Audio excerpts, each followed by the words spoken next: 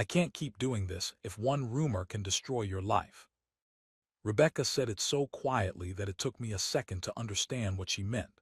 She was standing across from me with both hands wrapped around a paper coffee cup like it was the only thing keeping her steady. 2 weeks earlier, I would have done anything just to be alone with her outside the office. Now I was getting exactly that, and it felt worse than any meeting, any performance review, any bad news I had ever sat through. I stared at her and tried to laugh because the alternative was admitting that my chest had already started to cave in. "So that's it?" I asked. "We finally admit this is real, and now you're ending it." Her eyes flashed at that, not angry, hurt, which was somehow harder to take. "I'm trying to protect you, Connor." That should have felt noble. It should have felt thoughtful. Instead, it felt like a door closing. I took a step toward her before I could stop myself. "Then tell me one thing honestly. If I didn't work for your company, would you still be walking away?" Rebecca looked at me for one long, brutal second, and she didn't answer. That silence hit harder than if she had said yes. Because in that moment, standing there with the woman I had spent months trying not to notice, I realized the worst part was not that I was falling for my CEO. It was that she might be falling for me too. And if that was true, how was either of us supposed to survive what came next? 3 weeks earlier, I would have told you this kind of disaster only happened in movies or to people with much worse judgment than me. My name is Connor Harrison. I work in operations for Sterling Dynamics in Chicago. I'm the kind of guy who likes systems, schedules, clear instructions, and a professional distance between myself and the people who sign my paycheck, especially when one of those people is Rebecca Sterling, our CEO. At work, Rebecca had a reputation that made grown men sit up straighter in meetings. She was not cruel. That would have been easier, honestly. Cruel people are simple. Rebecca was sharp, composed, and almost impossible to read. She noticed everything: missed deadlines, weak excuses, half-finished ideas. If she asked you a question in a meeting, you either had an answer or you wished the floor would open up and swallow you. I had spent the last 6 months trying to stay off her radar. That was not because I was lazy. It was the opposite. I did my work, turned things in early, asked smart questions by email instead of speaking in meetings, and made sure nothing attached to my name ever gave upper management a reason to look too closely. I wanted promotions eventually, sure, but I wanted them the normal way, quietly, safely, without ever becoming the subject of executive attention. Then my brother Tyler decided my personal life needed fixing. Tyler had never respected the word no. To him, no was just a slower version of yes. For 3 straight months, he pushed me to agree to a blind date with some woman he swore was perfect for me. He said she was smart, driven, funny, and exactly the kind of person who could drag me out of my routine before I turned into a boring old man at 29. I told him I was not interested. He kept going. I told him blind dates were a setup for disappointment, awkward silence, and overpriced appetizers. He kept going. I reminded him that the last woman he set someone up with had spent an entire dinner arguing with our cousin about whether deep dish counted as real pizza. He still kept going. Eventually, he trapped me at our parents' house after Sunday dinner, stood in front of the front door like a lunatic, and refused to move until I agreed. That was how I ended up driving into downtown Chicago on a Friday night with a knot in my stomach and Tyler's last text glowing on my phone. Table 8. Giordano's. 7 p.m. Her name is Rebecca. Don't screw this up. That was all he gave me. No last name, no photo, no useful details, just Rebecca. I got to the restaurant early, mostly because I was too anxious to sit still at home. It was the kind of place that made me feel underdressed even in a tie. Soft lighting. White tablecloths. Waiters who moved like they were part of some private performance.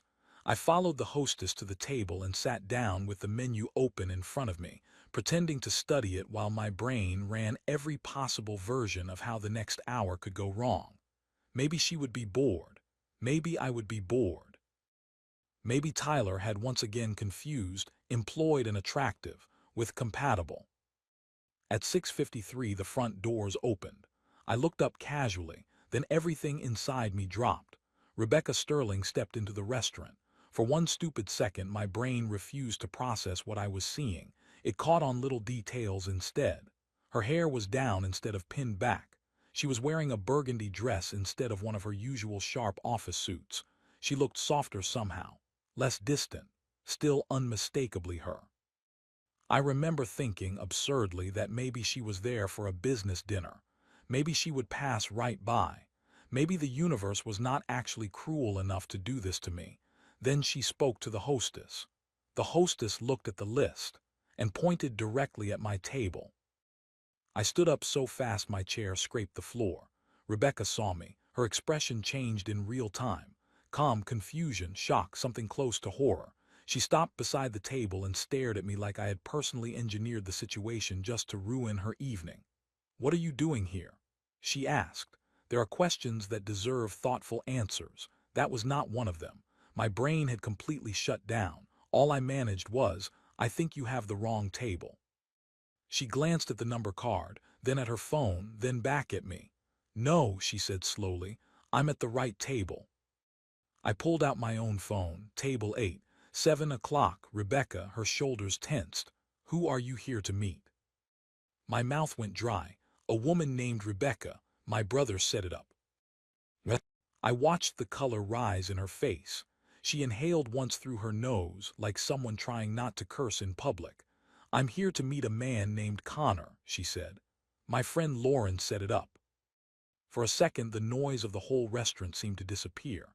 I could hear glasses clinking somewhere in the distance, a waiter laughing, a chair moving across polished wood. But all of it felt far away, because my blind date was not just a stranger. My blind date was my CEO. I sat down because my legs suddenly felt unreliable. Rebecca stayed standing a second longer, like maybe if she refused to sit this would somehow become less real. Then she lowered herself into the chair across from me and covered her face with one hand. "This cannot be happening," she muttered. I had nothing helpful to offer. Agreed. A waiter appeared beside us with the terrible timing of a man who had no idea he was approaching an active emotional explosion. "Can I start you two with drinks?" I answered immediately, "Beer." Rebecca lowered her hand, "Red wine." Then at the exact same time we both added, "And make it a large one." The waiter nodded once very carefully and disappeared. I pulled out my phone and texted Tyler, "Are you insane? You set me up with my CEO." His response came back so fast it made my blood pressure worse. "Yes, you're welcome." I turned the screen toward Rebecca. She stared at it, then let out one short, disbelieving laugh that sounded almost dangerous. "I'm going to kill Lauren," she said. "You should let me handle Tyler first," I replied. "I've got years of built-up material." For the first time since she sat down, the corner of her mouth twitched. It was small, barely there, but it changed something.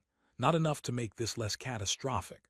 Not enough to make the power imbalance disappear. Not enough to fix the fact that one wrong move tonight could follow us straight back into the office on Monday morning.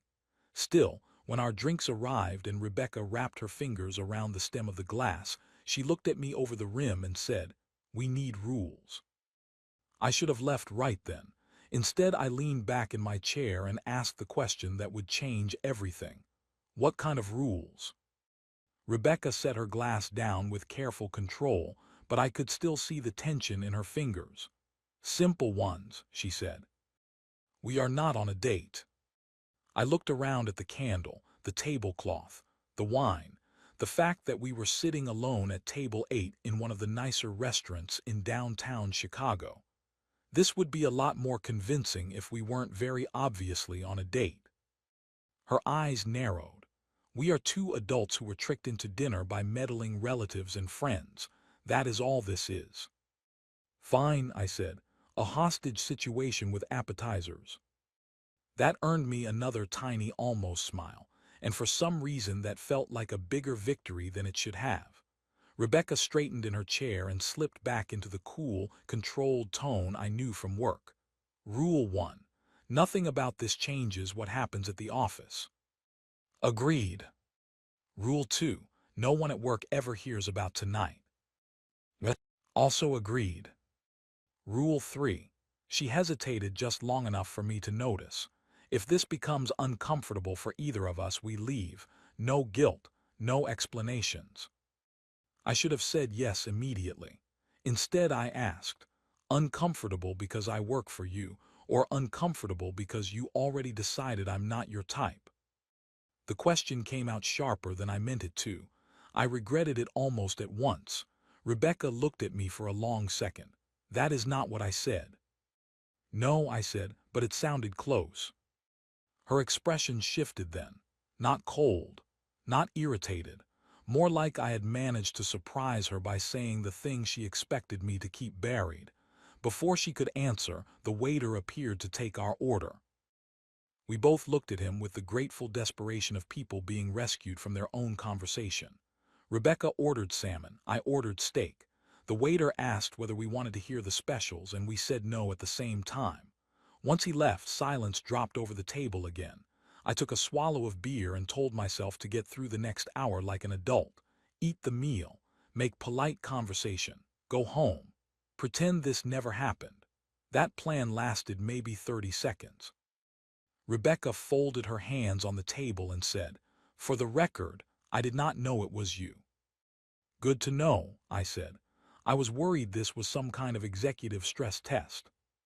She gave me a flat look. Do I seem that unhinged? At work, sometimes a little. That made her blink. Then, to my surprise, she laughed. Not the polite office laugh I had heard in conference rooms. Not the short social one people use when they want meetings to move along. A real laugh. Quick and low and warm enough to throw me completely off balance. It changed her whole face. And that was a problem.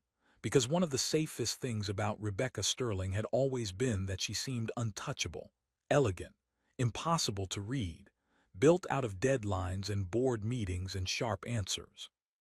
A woman like that did not leave room for dangerous thoughts. The woman laughing across from me now did. She caught me staring, and the laugh faded into something more careful. What? I looked down at my glass. Nothing. Connor. I exhaled. You don't laugh like that at work. What? There was a beat of silence. Then she said more quietly, most people at work do not say things worth laughing at. That should not have hit as hard as it did. I leaned back. So I'm funny now. Let's not get carried away. Right, we should keep this strictly professional. A softer smile touched her mouth. Exactly. The food arrived before either of us could say something even more reckless. For a few minutes we focused on plates and silverware and all the normal things people do when they are trying very hard not to acknowledge that something strange has shifted at the table. I assumed we would stay in safe territory after that. Weather, traffic, family, anything harmless. Instead, Rebecca asked, "Why did your brother push so hard to set you up?" What? I cut into my steak to buy time. Because Tyler thinks living alone and minding my own business is a sign of emotional decline. That is not an answer. I looked up. It's the easiest version. And the real one. Almost dodged again. Then I remembered this wasn't Monday morning. She wasn't asking in a boardroom, and I was suddenly too tired to hide behind easy lines. My last relationship ended badly, I said. Not dramatic in a movie way, just bad in the slow kind of way. The kind where you keep trying to fix something after it's already dead. By the end of it, I felt like every conversation was work and every silence was worse. So after that, I shrugged. Being alone felt easier. Rebecca listened without interrupting. She had that same stillness she used in meetings, but here it felt different, less like analysis, more like care.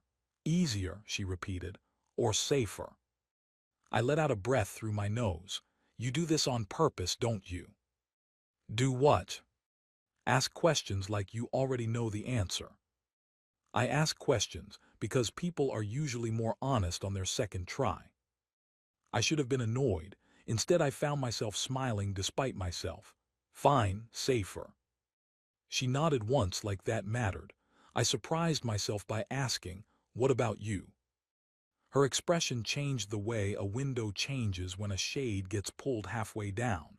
Not closed exactly, just more guarded. My friend Lauren thinks I work too much, she said. That is also not an answer. One of her brows lifted. Was that meant to be me just now? Maybe I'm learning. For a moment I thought she might shut the question down. Then she set down her fork and said, I've dated exactly 2 men in the last 4 years. That number startled me more than it should have. Rebecca Sterling was the kind of woman people probably noticed the second she entered a room. Smart, composed, beautiful in a way that did not ask for permission. I had assumed she had men lining up around the block. As if reading the thought on my face, she said dryly, contrary to popular belief, running a company does not leave a lot of room for romance. No, I just figured that I'm cold. I met her eyes, intimidating maybe. Her mouth curved, that word again. You keep proving me right. What? And yet you're still sitting here. That landed somewhere deeper than it should have. I looked down at my plate, then back at her. So are you. For a second neither of us moved. It was not a big moment from the outside. No music, no dramatic line, just a pause over half-finished dinner. But it felt like we had stopped circling and finally looked at each other straight on. Rebecca broke eye contact first and reached for her wine. Lauren said you volunteer. That caught me off guard. She knows that. She did some research. Apparently she decided that if she was setting me up, she was doing due diligence. That sounds invasive. She prefers thorough. I laughed. Yeah, I teach coding classes at a community center on Saturdays. Why? The question was simple. Her tone was not. I thought about giving her the quick version. Instead, I heard myself say, because when I was 15, someone took time to show me I was good at something. Really good. And it changed the way I saw myself. I guess I've been trying to hand that forward ever since. Rebecca stopped with her glass halfway to her mouth. Where? North Side Community Center. Something flickered across her face. The one on Ashland. I nodded slowly. Yeah. She set the glass down. I know that center. How? There was the slightest pause before she answered. I'm on the board. My fork stopped halfway to my plate. What? Rebecca looked almost uncomfortable now, which was such a rare expression on her that it took me a second to process it. I joined 3 years ago, she said. Funding access programs, technology, tutoring, arts, things the city keeps treating like luxuries.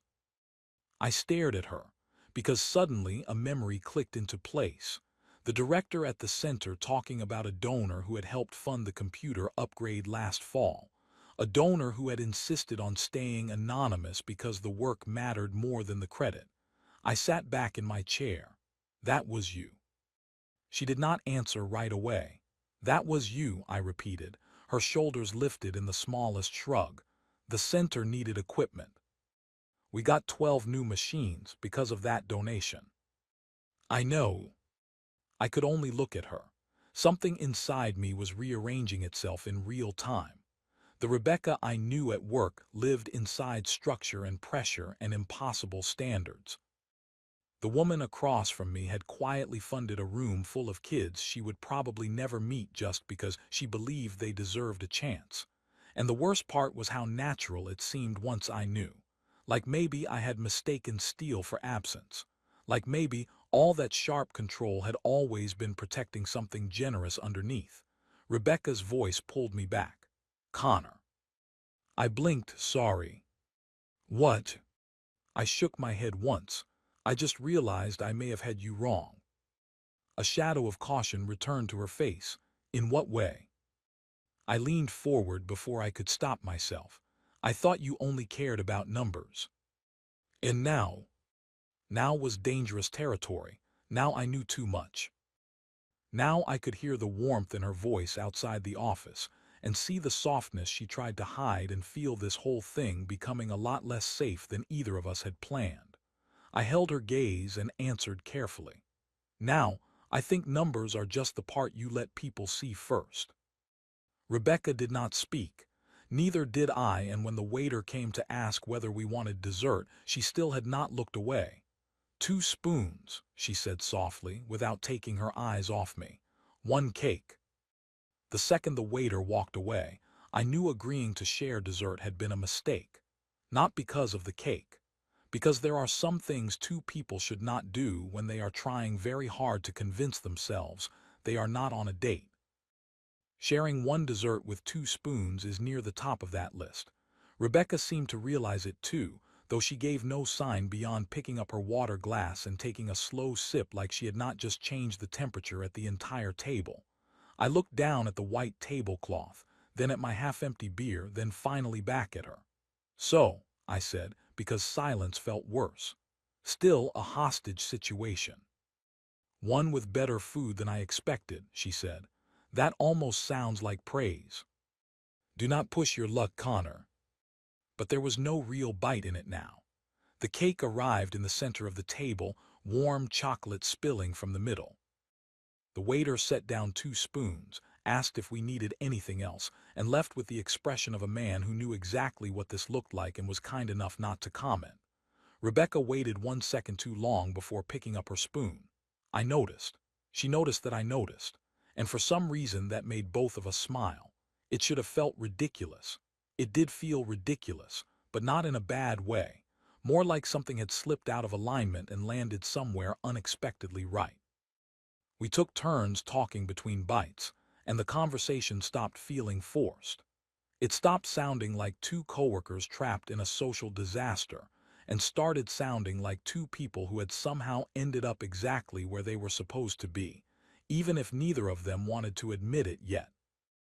Rebecca told me about growing up on the West Side with a mother who worked impossible hours and still found a way to show up for every important thing. She talked about scholarships like they were lifelines, about learning early that if you wanted stability, you had to build it yourself. I told her about my dad teaching me how to fix small things around the house because he believed men should know how to make themselves useful, about Tyler talking enough for both of us since childhood, about how operations work made sense to me because I like taking messy systems and making them run clean. "You like order," she said. "I like things that make sense." "And people." I laughed once. People are usually where the system breaks. That got a real laugh out of her again, and this time I was ready for it. Ready for the way it softened her. Ready for the way it made me forget that on Monday morning she would go back to being the woman at the head of the table, while I sat halfway down it trying not to say the wrong thing. We finished dessert without noticing how late it had gotten until Rebecca checked her phone and frowned. "It's after 9. I stared at my watch. "That's not possible." "And yet time continues moving forward," she said, "which feels rude, honestly." She shook her head, but she was smiling again. The check came. I reached for it automatically. Rebecca did too. Our hands touched for less than a second. That should not have mattered. It mattered. I pulled my hand back first. "You don't have to pay." She gave me a look. "I invited myself to your blind date." "You absolutely did not." "My friend set this up. That makes me partially responsible." "My brother did the same. If anything, the bill should be split evenly and charged back to both of them." That made her laugh again, and in the end we split it. Not because either of us really cared about the money, but because it felt safer somehow. Balanced. Controlled. Less like either of us owed the other something we might later regret. Outside the restaurant, the night air felt cooler than it should have.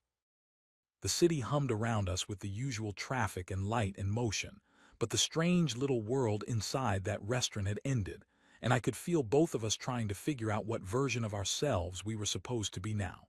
Rebecca's car was parked a short walk away. We stopped beside it and stood there facing each other with the kind of awkwardness that only shows up when neither person wants to be the first to end something. "Well," I said. "Well," she echoed. This was. I searched for the right word. "A professional disaster." She offered. I smiled. Not the one I was going to use. Her eyes held mine. "No." I shook my head. "No."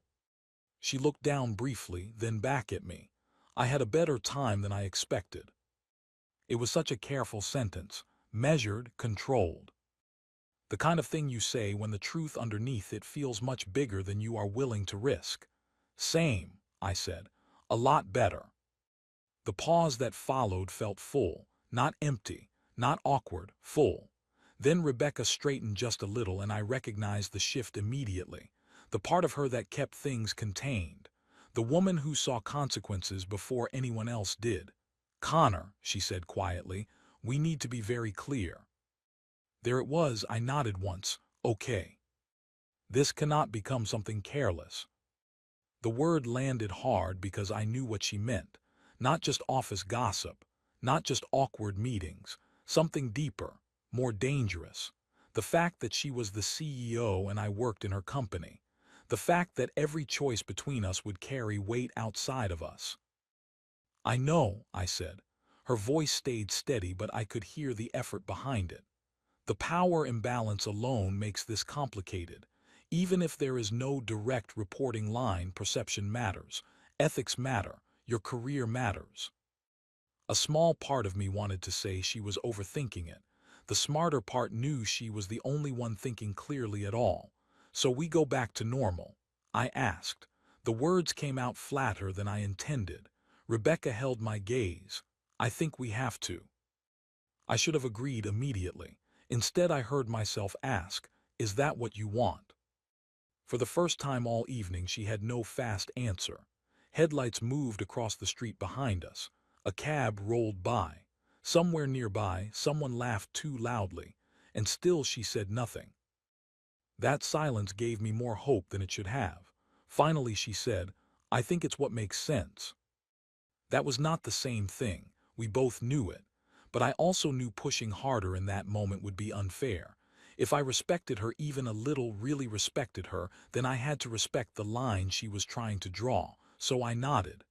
Okay, I said. We go back to normal. Something in her face shifted at that. Relief maybe, or disappointment, maybe both.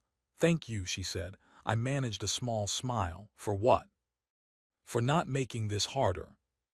The truth was, I wanted to do exactly the opposite. I wanted to ask why her voice had softened over dessert, why she looked at me differently out here than she ever did in the office. Why normal suddenly sounded like the worst possible outcome. Instead, I stepped back and said, "Good night, Rebecca." She opened her car door, then paused. "Good night, Connor." I watched her drive away. Then I stood there for a full minute like an idiot, keys in hand, knowing with absolute certainty that I had just agreed to something I did not actually want. Monday morning proved that almost instantly. I walked into Sterling Dynamics telling myself the weirdness would wear off once I got back into routine. Badge in, elevator up, coffee from the lobby kiosk. Laptop open by 9, spreadsheets, emails, numbers, structure, the usual. That plan lasted until I saw Rebecca by the elevators. She looked exactly the way she always did at work. Hair up, navy suit, tablet in hand. Composed down to the smallest detail. Except now I knew what she looked like when she laughed without stopping herself. Now I knew she cared about kids at the community center enough to quietly fund their equipment. Now I knew she took small bites of chocolate cake and listened like what you said mattered. And suddenly the version of her standing 10 feet away did not feel like the same woman I had spent months trying to avoid. She looked up. Our eyes met. For half a second the whole lobby seemed to go still. Then she gave me the same polite nod she might have given any employee in the building. Professional, brief, safe. I returned it, and somehow that felt worse than if she had ignored me completely. The morning strategy meeting was torture. Rebecca stood at the front of the conference room leading the discussion on quarterly projections, while I sat beside James from logistics pretending my pulse was not doing something abnormal every time she turned in my direction. The old version of me would have kept my head down, taken notes, sent any concerns by email later. But when Rebecca asked whether operations could handle the revised timeline, something in me refused to stay quiet. I raised my hand. James glanced sideways at me like he had just seen a dog start doing math. Rebecca's eyes landed on me. For one impossible second, the room disappeared and all I could see was table 8, candlelight, and the way she had looked at me over dessert. Then her expression settled into clean professionalism. Yes, Connor. What? My name in her mouth at work had never sounded strange before. Now it did. I forced myself to focus.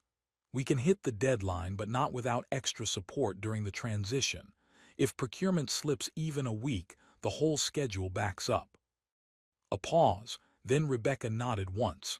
That's a reasonable concern. Build a revised support estimate and send it by this afternoon. Will do. The meeting moved on. James leaned toward me and muttered, "You okay?" I kept my eyes on my notes. Why? You never jump in like that.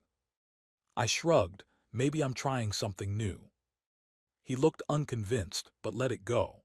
By noon, I had convinced myself I was imagining things, that the strange charge between us in the room was only in my head. That Monday had turned everything back into what it had always been. Then Saturday happened. I spent every Saturday morning at the Northside Community Center teaching a beginner coding class for teenagers who were too smart to be underestimated and too loud to be ignored. It was my favorite part of the week. No office politics, no executive pressure, just kids trying to build something and asking questions fast enough to trip over each other. That Saturday I was setting up laptops when the main doors opened. I looked up. Rebecca walked in carrying a box. I froze so completely I almost dropped a power cable. She stopped too.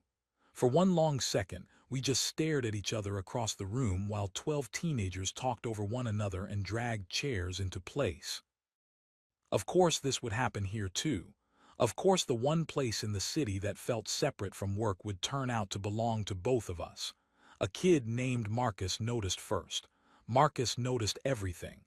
He looked from me to Rebecca and grinned. "Mr. Harrison, you know her." I cleared my throat. "Yeah, she's on the board." Rebecca recovered faster than I did. She set the box down and smiled at the room in a way that made 3 students instantly sit up straighter. "I brought some new tablets for the art lab," she said. Then her eyes flicked to me.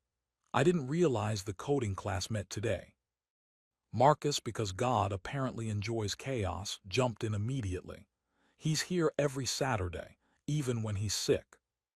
I wanted the floor to open beneath me. Rebecca looked back at Marcus, then at me, and there was something warm in her expression that made my whole chest tighten. "Is that true?" she asked. I shoved my hands in my pockets. "He exaggerates." Marcus snorted, "Not even a little." The class laughed. I made a mental note to give them harder assignments. Rebecca glanced toward the hallway.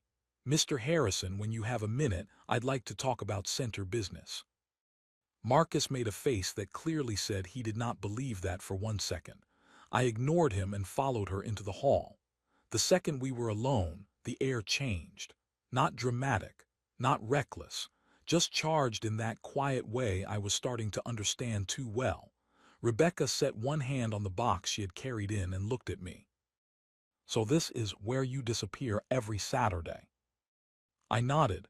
"And this is where you quietly fund half the building?" A small smile touched her mouth, then it faded and her voice softened. "I've been thinking about Friday." My heart kicked hard against my ribs. "Yeah," I said, "me too." She held my gaze for one dangerous second longer than she should have. And that was the moment I knew going back to normal had already failed. "I've been thinking about Friday." Rebecca said it quietly, but nothing about it felt small. We were standing in the hallway outside the coding room while the class settled in behind me. I could hear chairs scraping the floor, Marcus pretending to help while actually trying to listen, and someone asking where the chargers were. Normal sounds. Safe sounds. But all I could focus on was Rebecca's face, and the fact that she had just said the one thing I had spent the whole week trying not to hope for.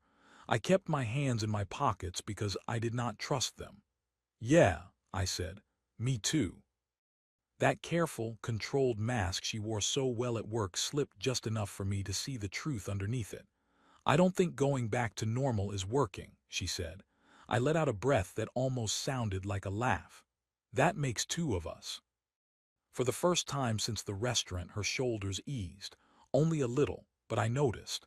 I kept telling myself Friday was a one-time mistake, she said. Then Monday happened, and every time I saw you in a meeting, I was aware of you in a way that was unhelpful.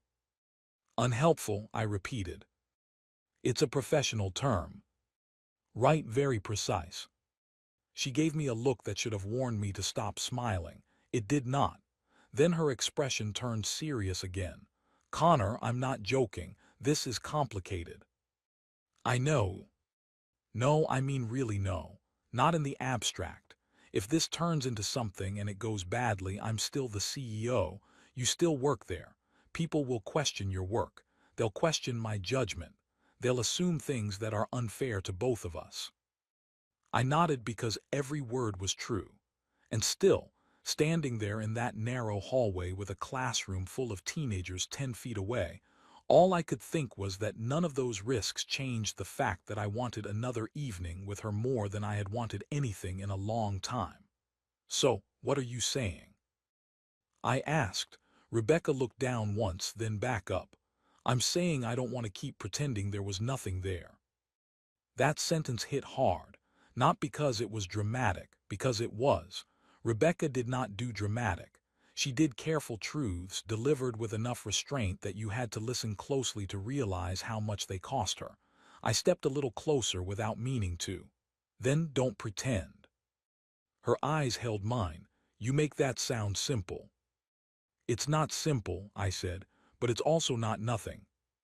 Something moved in her face then, not fear exactly, more like recognition, like she had been waiting to see whether I would say it plainly.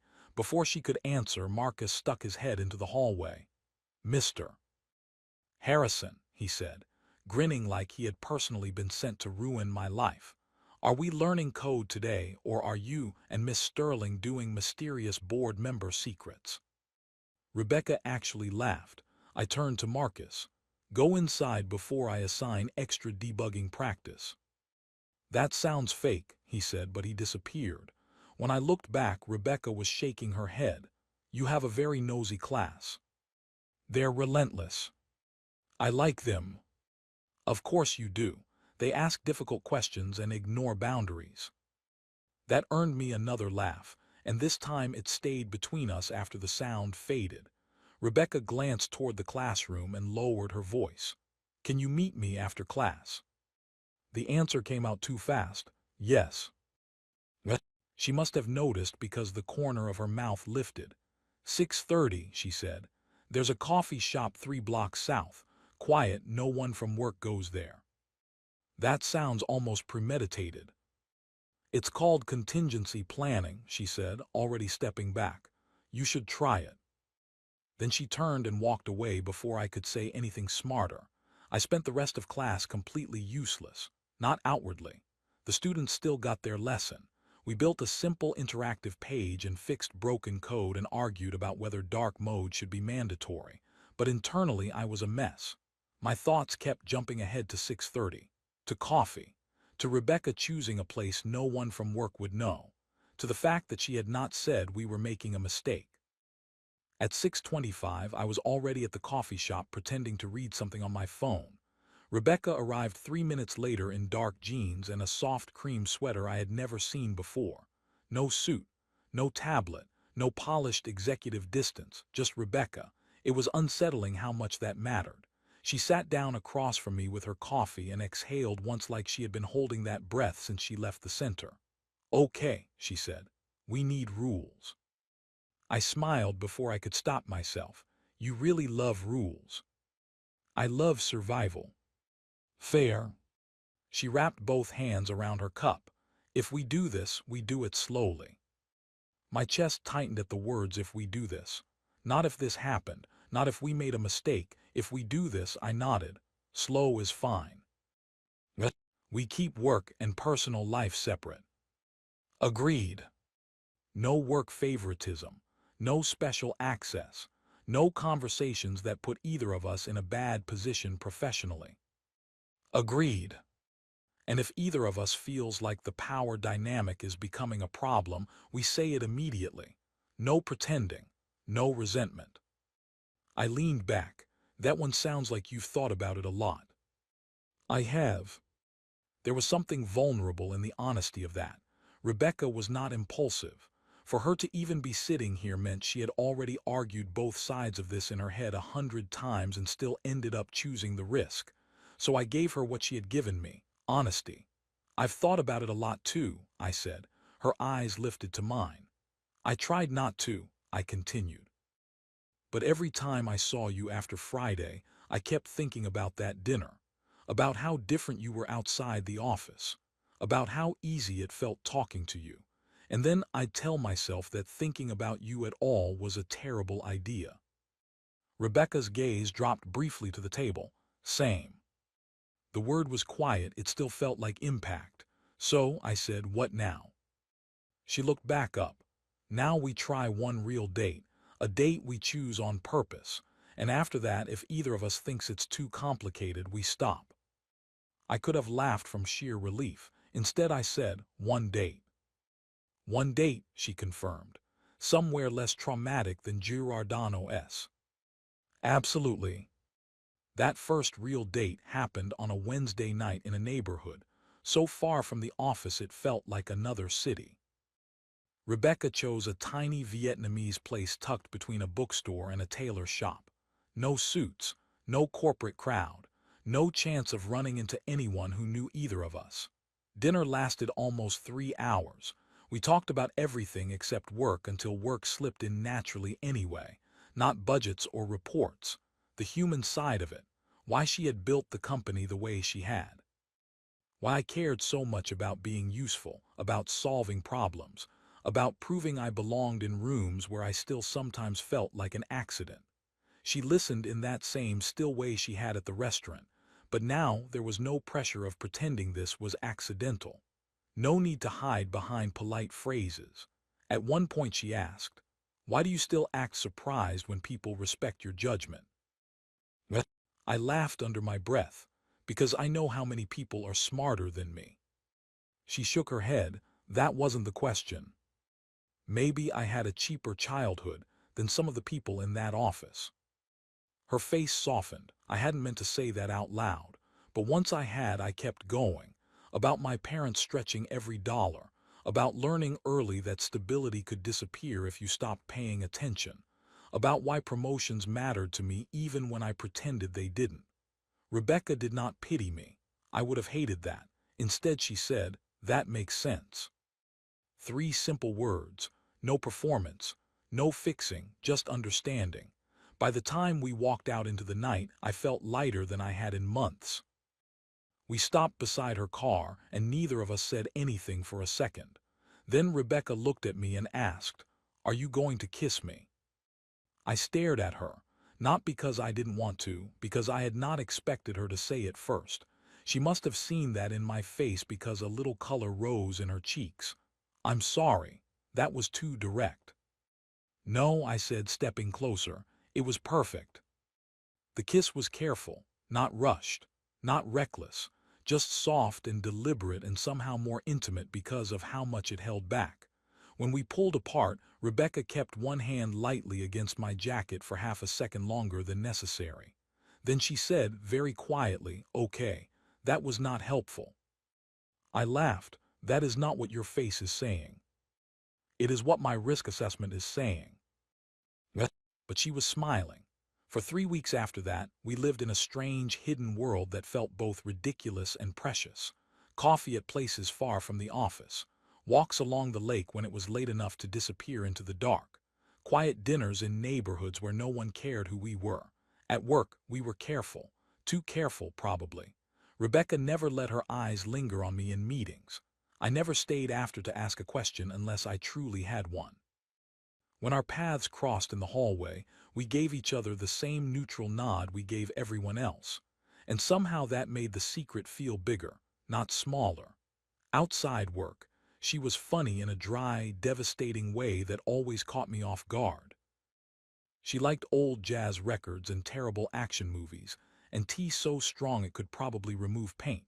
She remembered details I mentioned once and brought them up weeks later. She asked real questions and waited for real answers.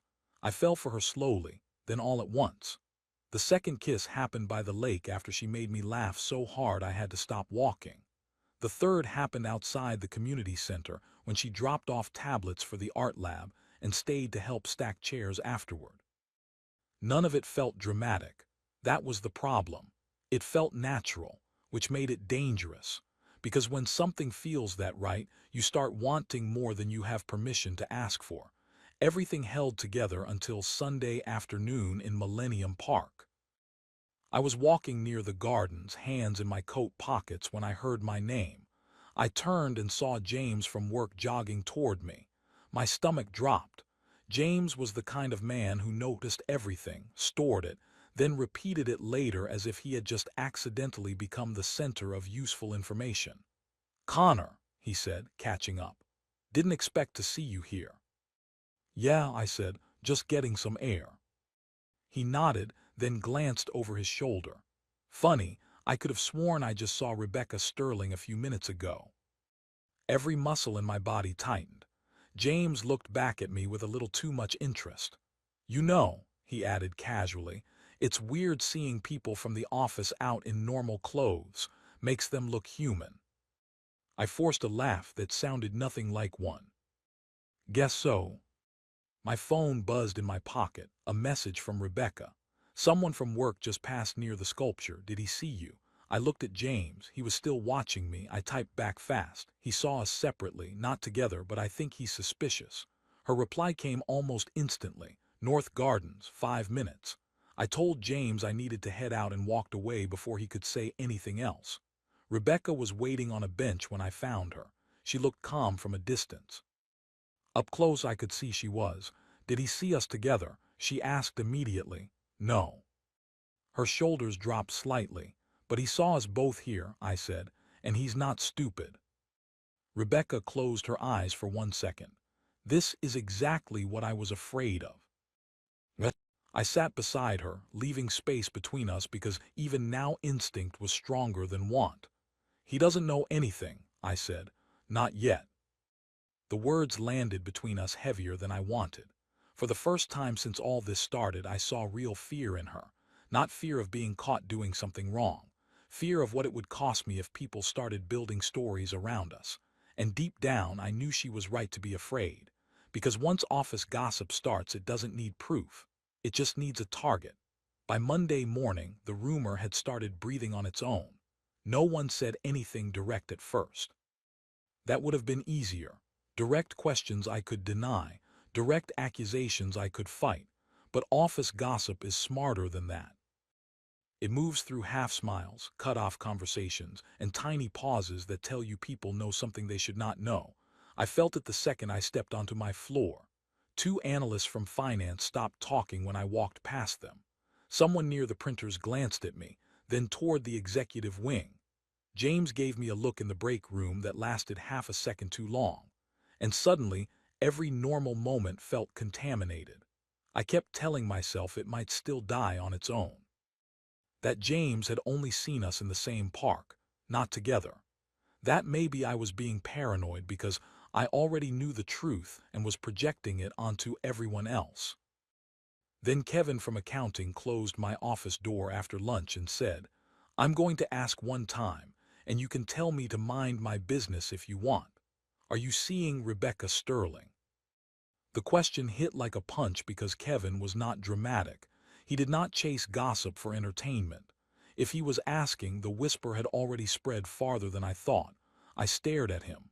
"Where did you hear that?" He lifted one shoulder. "I heard that you two have been spotted in the same places outside work more than once, and that you've been speaking up in meetings a lot more lately.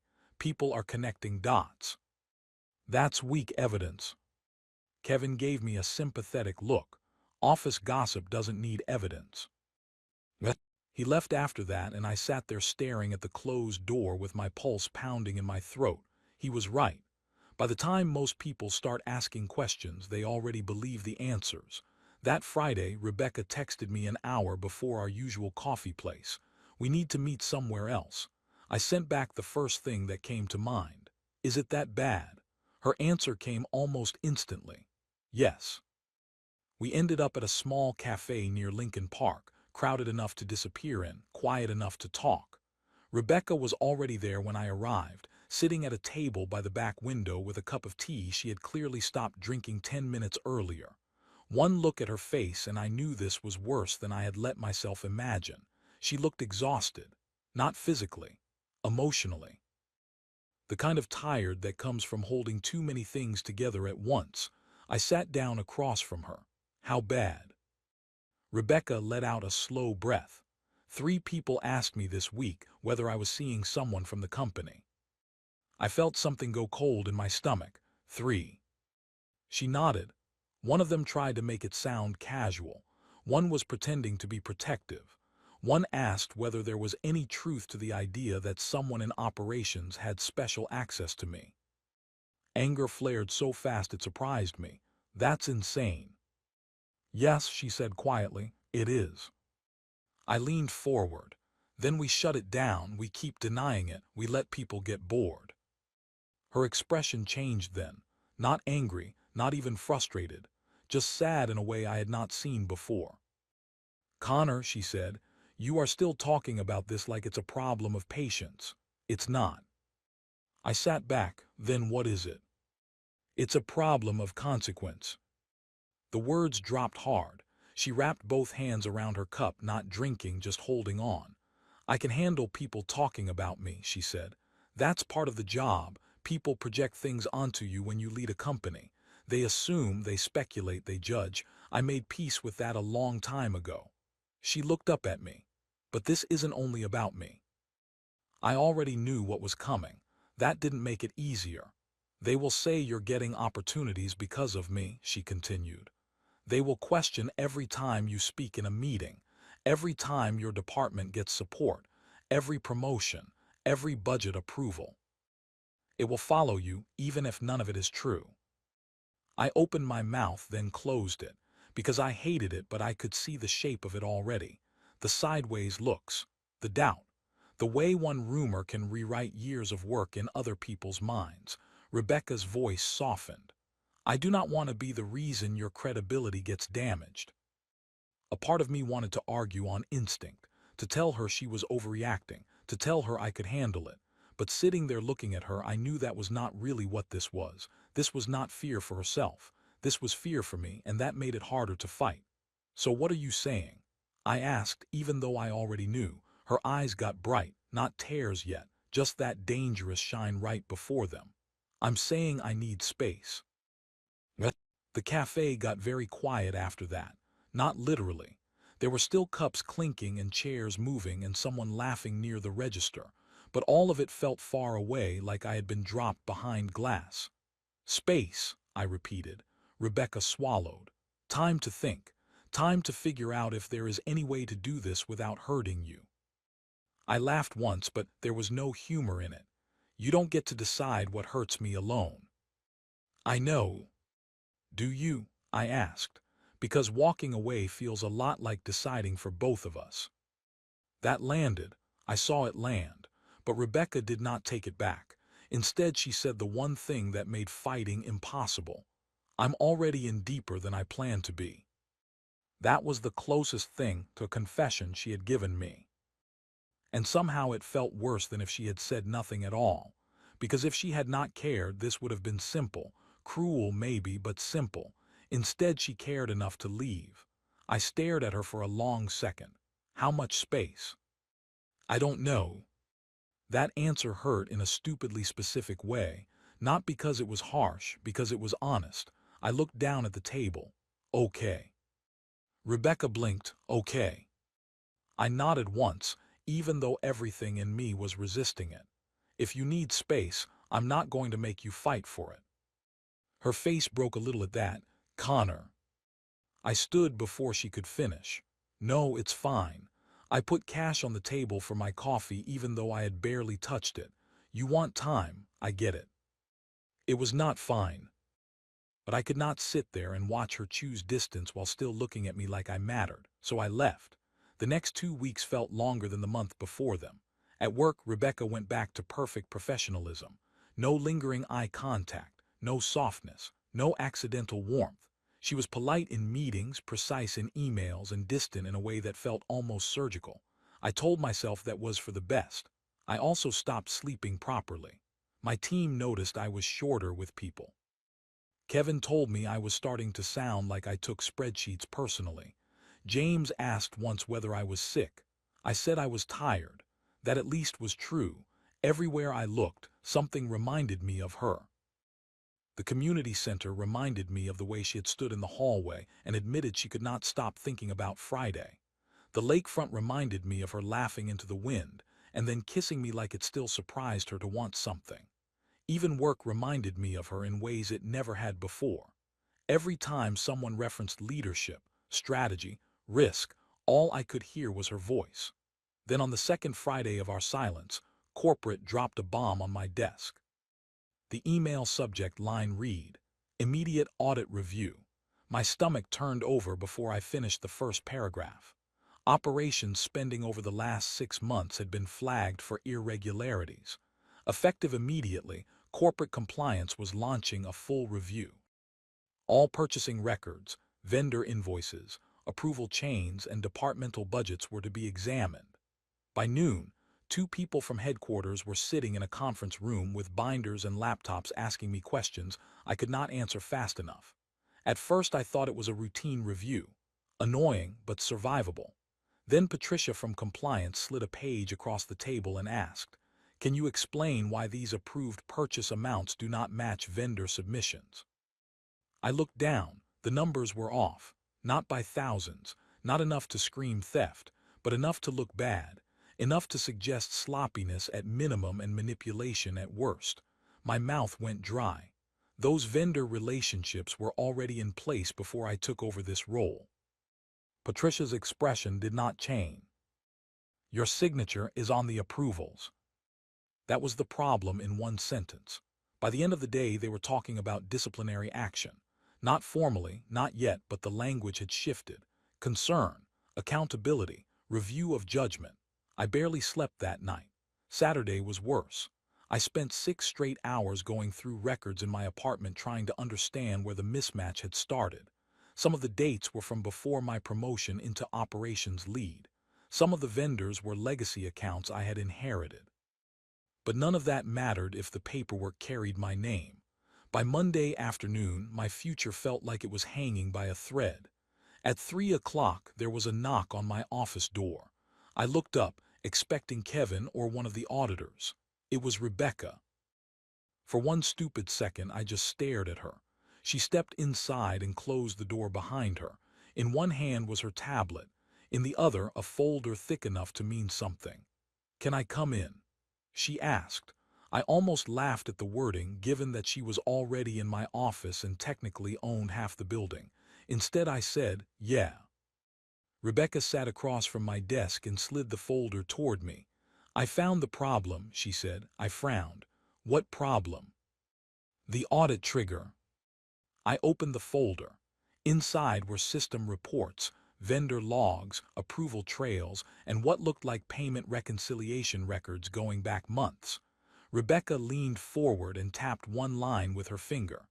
"There was a software duplication error in the vendor payment system," she said. "It started before you took over operations. Certain invoice categories were being processed twice in back-end payment flow, but recorded only once in visible budget summaries." I stared at the page, then at her, then back at the page. "You found this?" She nodded. "I spent the last week pulling system history." The room went still. "The last week," I repeated. Rebecca held my gaze.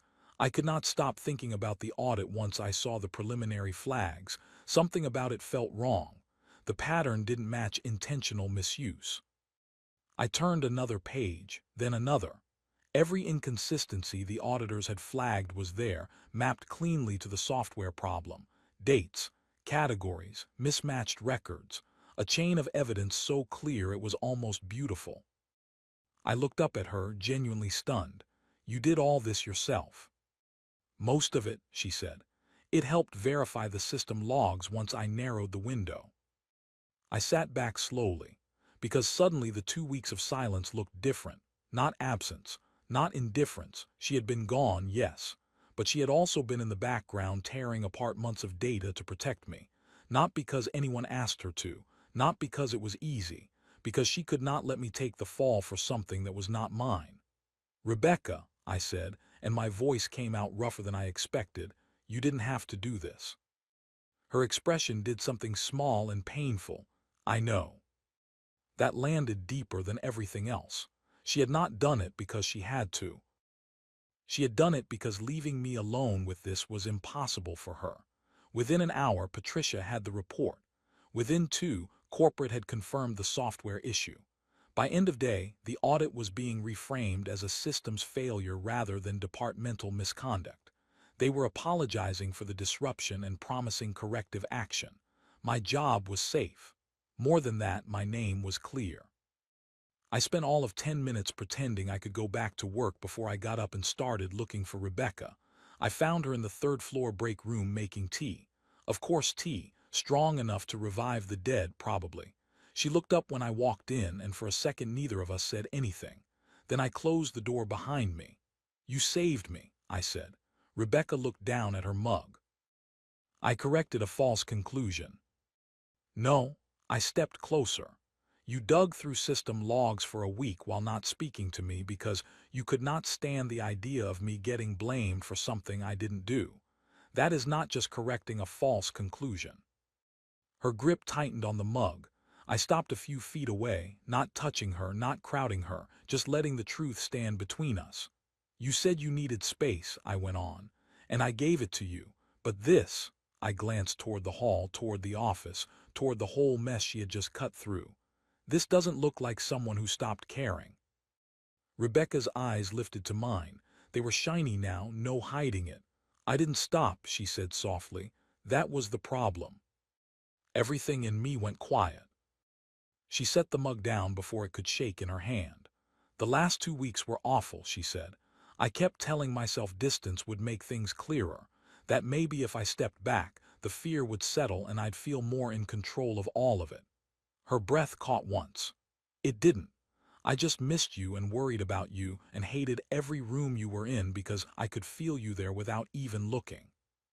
I swallowed hard. Rebecca gave one short, unsteady laugh. "That sounds less composed out loud." "I don't care." Her face broke into the smallest real smile, and that almost undid me by itself. "I was trying to protect your career," she said.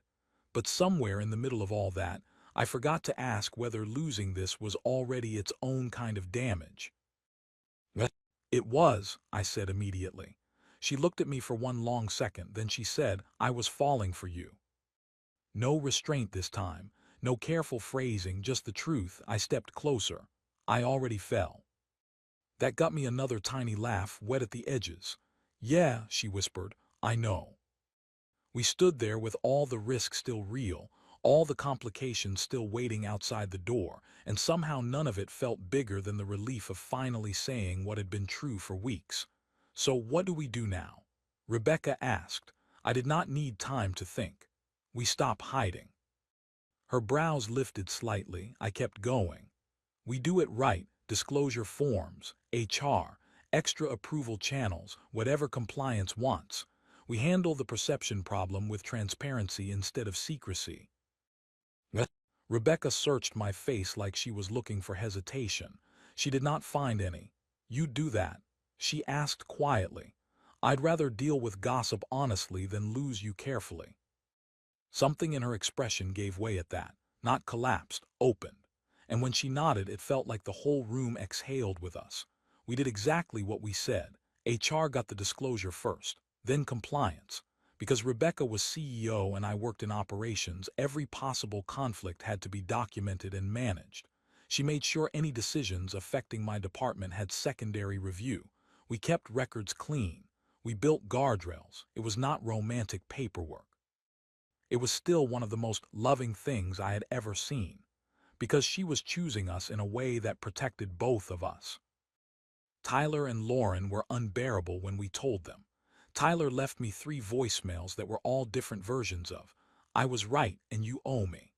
Lauren apparently told Rebecca that she had known from the beginning because people with matching trust issues always find each other eventually, which sounded enough like Lauren to be real. My parents loved her instantly. My mother hugged Rebecca like she had been waiting years for her. My father told 3 stories from my childhood that should never have survived past 2008. Rebecca handled all of it with the exact same calm she used in boardrooms, except this time there was laughter in it. At work, the gossip burned hot for about 2 weeks and then moved on, because people always need a new story. A few comments still floated around here and there, but they lost power once everything was out in the open and properly managed. Transparency did what secrecy never could. It made the story less exciting. What stayed was us. We had our first real fight a month later about process and communication, and whether I had made a decision too fast without looping her in. It happened after hours in her office and ended with both of us frustrated and talking too sharply. 6 months earlier, I would have taken that kind of conflict as a warning sign. Now I saw what it really was. 2 strong people learning how to build something without lying to each other. We worked it out. That mattered more than never fighting would have. 3 months after our disaster blind date, I took Rebecca back to Giordano's. Same restaurant, same table, table 8. She looked at me like I had lost my mind when I suggested it. Then she sat down anyway. Halfway through dinner, while we were sharing chocolate cake again, she laughed and said, "Do you remember the look on your face when I walked in that first night?" I smiled. I thought my life was over. And now, I looked at her across the candlelight, at the woman I had spent months trying not to attract attention from, the woman who had become the clearest part of my life. Now, I think it started there. Her eyes softened in that way I would never stop loving. 6 months after that, I brought her back one more time. Same table, same restaurant, same impossible place. Only this time, when dessert came, there was a ring box beside the cake. Rebecca looked from it to me, already knowing. I got down beside the table, heart pounding so hard it felt like noise. "Rebecca," I said, "I spent months trying not to stand out to you. Then one blind date wrecked every safe plan I had." She was crying before I even got halfway through, which nearly ruined me. "You challenge me, protect me, make me laugh, and make me braver than I was before I knew you. I don't want a life where I keep waiting for dinner with you to be the best part of my day. I want all of it, the hard parts too. Will you marry me?" She laughed through tears and nodded at the same time. "Yes," she said. "Yes, obviously yes." When I slipped the ring onto her finger, the whole restaurant applauded like they had been waiting for it too.